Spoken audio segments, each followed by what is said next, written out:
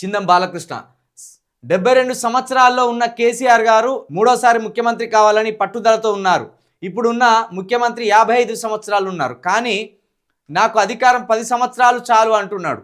రాజకీయం మీద ఎవరికి పట్టుదల ఉందో చెప్పండి. 100% కేసీఆర్ గారు ప్యూర్ పొలిటికల్ లీడర్, స్వచ్ఛమైన రాజకీయ నాయకుడు కేసీఆర్ గారు. పార్టీ కోసం, ప్రజల కోసం, రాష్ట్రం కోసం ఏది చేయడానికైనా, ఎంతకు తెగించడానికైనా కేసీఆర్ గారు సిద్ధం ఉంటారు. అందుకు సాక్ష్యంగా ఆయన సాగించిన 14 సంవత్సరాల పోరాటమే అద్భుతమైన ఉదాహరణ. తెలంగాణ రాష్ట్ర సాధన కోసం ఏ పార్టీతోటి పొత్తు పెట్టుకోవడానికైనా, ఏ పార్టీని దెబ్బ కొట్టడానికైనా, తెలంగాణ స్థిరత్వం కోసం ఎవరిని తరమడానికైనా, ఎవరితోని దోస్తీ చేయడానికైనా కేసీఆర్ గారు వెనకాడలేదు. అది ఒక స్వచ్ఛమైన పొలిటికల్ లీడర్కు ఉండవలసిన లక్షణం. ఏ మాత్రం చిన్న స్థాయి ఆలోచనలు లేకుండా విస్తృతమైన ఆలోచనలతోటి తెలంగాణ కోసం ముందుకు సాగిన నాయకుడు కేసీఆర్.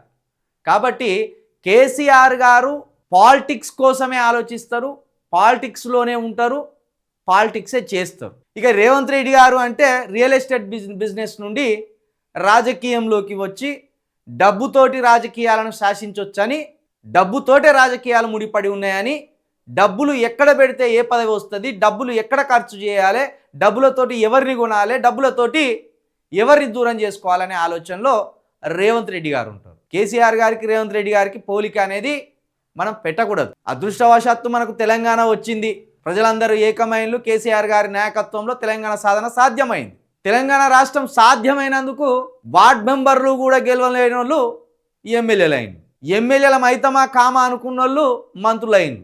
మంత్రులు అయితమా కామా అనుకున్న వాళ్ళు ముఖ్యమంత్రి అయింది. కాబట్టి లక్కీ డ్రాలో వెళ్ళినట్టే అయిపోయింది రేవంత్ రెడ్డి గారి అదృష్టం. కాబట్టి కేసీఆర్ గారు బతికున్నంత కాలము రాజకీయమే చేస్తారు. ఆ చేసే రాజకీయం అంతా తెలంగాణ స్థిరత్వం కోసం, తెలంగాణ అభివృద్ధి కోసం, తెలంగాణ పటిష్ట నాయకత్వం కోసం మాత్రమే శ్రమిస్తాడు.